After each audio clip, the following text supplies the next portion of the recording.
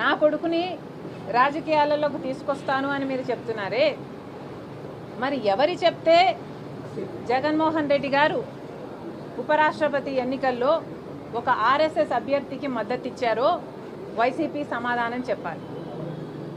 నిస్సిగ్గుగా ఈరోజు మిగతా వాళ్ళ గురించి మాట్లాడుతున్నారు.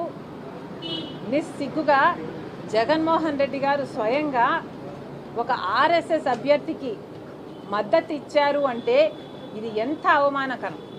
అసలు రాజశేఖర్ రెడ్డి గారు బీజేపీని వ్యతిరేకించిందే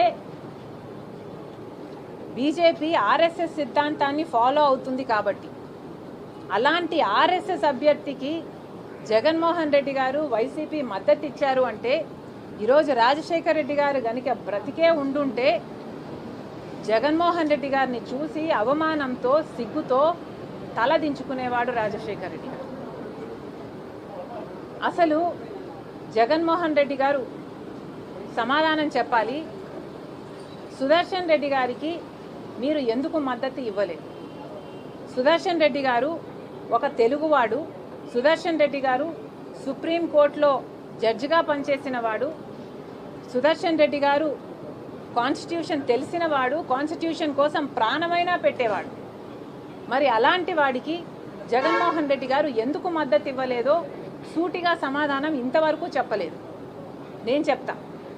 ఎందుకంటే జగన్మోహన్ రెడ్డి గారు మోడీ గారికి దత్తపుత్రుడు కాబట్టి. అందుకే జగన్మోహన్ రెడ్డి గారు మోడీ గారు చెప్పినట్టల్లా ఆడుతున్నారు. రిలయన్స్ వాళ్ళు రాజశేఖర్ రెడ్డి గారి మరణం వెనక రిలయన్స్ వాళ్ళ హస్తం ఉంది అని చెప్పిన జగన్మోహన్ రెడ్డి గారు అదే రిలయన్స్ వాళ్ళకు రాజ్యసభ సీటు ఇచ్చాడు అంటే మోడీ కోసమే ఇచ్చాడు. గంగవరం పోర్టు అదానికి కట్టబెట్టాడు అంటే మోడీ కోసమే కట్టబెట్టాడు. 5 ఏళ్ళు అధికారంలో ఉండి ప్రతి బిల్లుకు బీజేపీకి మోడీ గారికి మద్దతు ఇచ్చారంటే దానికి కారణం జగన్మోహన్ రెడ్డి గారు మోదీ దత్తపుత్రుడు కాబట్టి.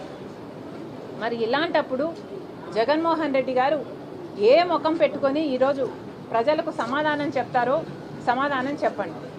అసలు ఒకవైపు కూటమి సర్కారు బహిరంగంగానే పొత్తు పెట్టుకుంది బీజేపీ పార్టీతో. కానీ జగన్మోహన్ రెడ్డి గారు బహిరంగంగా పొత్తు పెట్టుకోలేదు, రహస్యంగా అక్రమ పొత్తు పెట్టుకున్నారు. బీజేపీ తొత్తుగా, బీజేపీ తోక పార్టీగా పనిచేస్తున్నారు. ఎంత సిగ్గుచేటు అని అడుగుతున్నాం. ఒక ఆర్ఎస్ఎస్ అభ్యర్థికి రాజశేఖర్ రెడ్డి గారి కొడుకు మద్దతు ఇచ్చాడు అంటే ఇది సిగ్గుమాలిన పని కాదా అని అడుగుతున్నాం.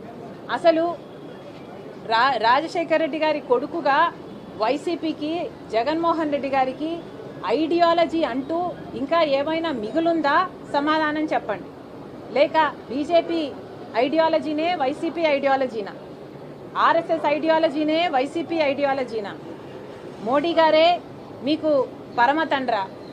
ఎందుకు ఇలా వ్యవహరిస్తున్నారు? జగన్మోహన్ రెడ్డి గారు సమాధానం చెప్పాలి. అసలు కూటమి మద్దతు ఇచ్చింది అంటేనే విచిత్రం. ఎందుకంటే తెలుగుదేశం పార్టీ అని పెట్టి పేరు పెట్టుకున్న వాళ్ళు తెలుగువాడు నిలబడితే దాన్ని బేఖాతురు చేశారు.